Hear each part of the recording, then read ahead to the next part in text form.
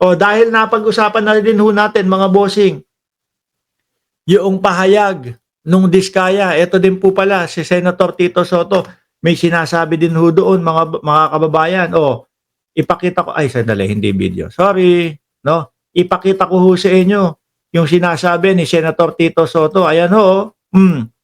Sabi dito, inedit ang affidavit. Naniniwala ho kayo dyan, mga boss?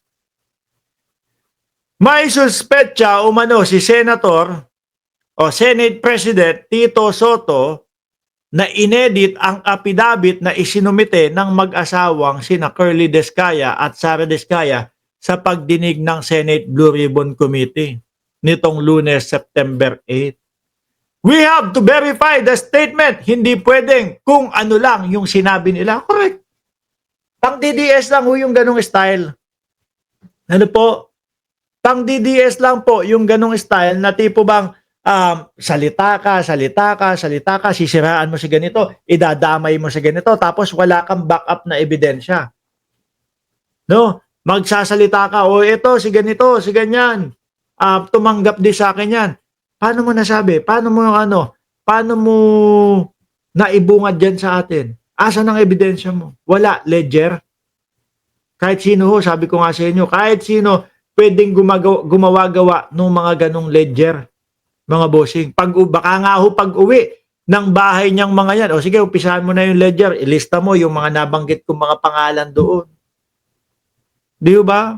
At take note to mga kababayan, karamihan doon sa mga nabanggit na mga pangalan, yung mga tatahi-tahimik po na mga congressman, si Marcy Teodoro, tingin nyo, mapapaniwala ninyo ang mga taga-Marikenyo o ang mga taga-Marikina na si Marcy Teodoro corrupt? Kapag ka nga ho, mga bossing, pagka ho hindi pa bumabagyo, kunyari, alam na, papasok na yung mga panahon na tagbagyo na. Naglalakad na ho yan doon sa ilog ng Marikina, sa gilid. Mga kababayan, naglalakad na doon sa gilid ng ilog ng Marikina, inaalam na ang sitwasyon doon. At sinusolusyonan nila, hindi pa bumabaha, hindi pa bumabagyo. Tapos sasabihin, Marcy Teodoro tumatanggap ng 25%. We have to verify the statement. Hindi pwedeng kung ano lang o sino lang ang sinabi nila, tanggapin na natin. Then state witness na kayo dahil nagustuhan namin ang sinabi ninyo. Correct. Parang sinasabi ni Senator Tito Soto na basta-basta lang yung yung sila Marcoleta at sila Bato de la Rosa. Di ba? Kasi bago ka maging state witness, kailangan mong investigahan talaga yung mga sinasabi niyan. At alamin mo mismo kung sino talaga yung hindi pinaka-guilty, mga bossing. At ang nakikita ko nga ho dito, yung si Bryce Hernandez, mukhang madami pa pong isisiwalat na mga pangalan, yung si Bryce Hernandez, mga boss. Di ba? Sabi ni Dolor, di maisip, gustong magulo, kaya turo ng turo. Di ba?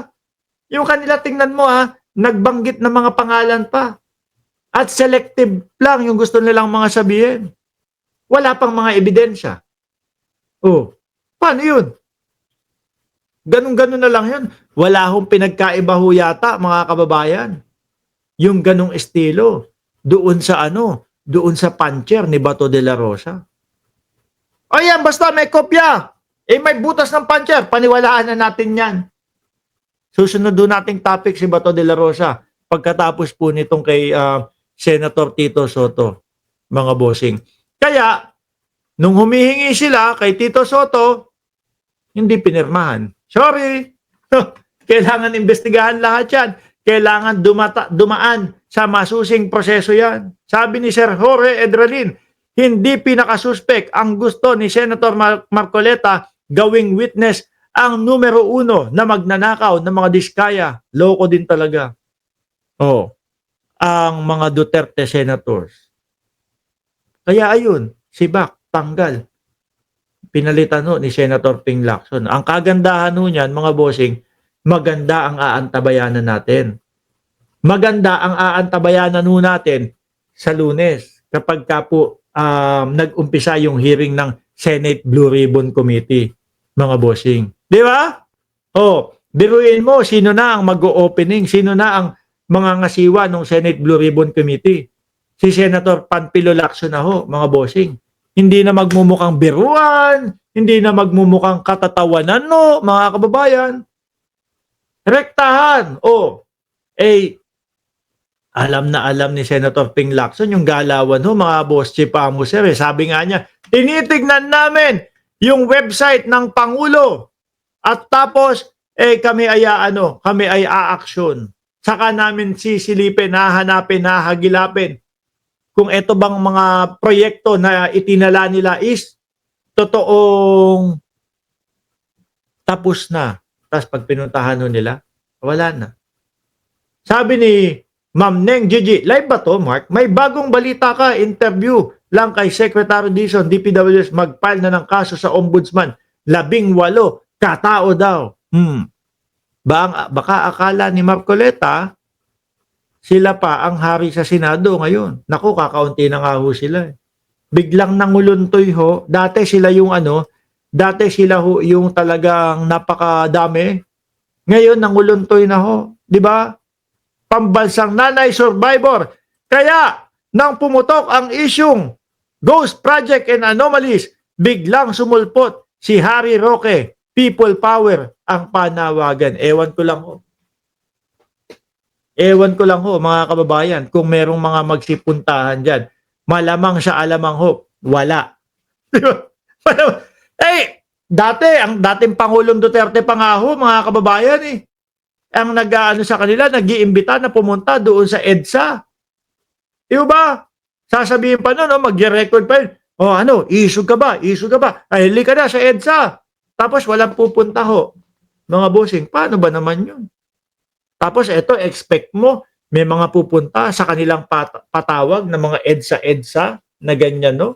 Tapos pagka natuloy yung EDSA nila, biglang mga mag-aaway-away na. Bakit? Doon sa hatian ng mga solicit na nahingi nila, na nauto nila, doon sa mga OFW. Di ba? Wala na din ho yung mga yan, mga bossing. Since napag-usapan natin, mga kababayan, si Bato, isa din ho si Bato de la Rosa, mga bossing, yung believe sa mga diskaya at gustong maging state witness, yung mga diskaya. Play natin tong video. Ayaw.